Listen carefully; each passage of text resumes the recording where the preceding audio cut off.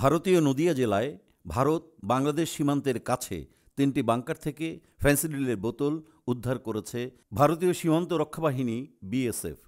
এই ফেন্সিডিলের বাজার মূল্য আনুমানিক ১,৪০,০০,০০০ টাকা। সীমান্ত থেকে মাত্র ২ কিলোমিটার দূরে এই বাংকারগুলো পাওয়া যায়।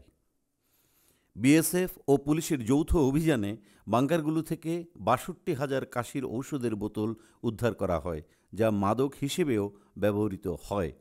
বিএসএফ জানিয়েছে, প্রতিটি বাংকার প্রায় ১৫ ফুট গভীর এবং এগুলো মাটি কেটে তৈরি করা হয়েছিল।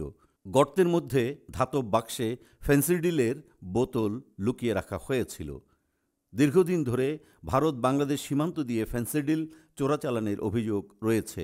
এই ঘটনার পর বিএসএফ জানিয়েছে, সীমান্ত এলাকায় চোরাকারবারিদের তৎপরতা ঠেকাতে আরও কড়া নজরদারি চালানো হবে।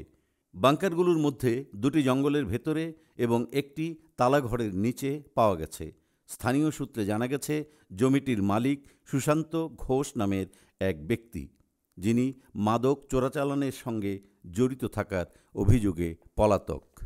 বিএসএফের গোয়েন্দা তথ্যের ভিত্তিতে এই অভিযান চালানো হয়। এ ঘটনায় বিজেপির সংসদ সদস্য জগন্নাথ সরকার পুলিশের ভূমিকা নিয়ে প্রশ্ন তুলেছেন। অন্যদিকে তৃণমূল কংগ্রেসের নেতা ও মন্ত্রী ফিরহাদ হাকিম বলেছেন, সীমান্ত নিরাপত্তার দায়িত্ব বিএসএফের। বাংকারগুলো মাদক চোরাচালান ছাড়াও নাশকতার কাজে ব্যবহারের পরিকল্পনা করা হয়েছিল কিনা তা খতিয়ে দেখা হচ্ছে। বিএসএফের মুখপাত্র জানিয়েছেন, এই চক্রের সঙ্গে জড়িত ব্যক্তিদের ধরতে অভিযান জোরদার করা হয়েছে।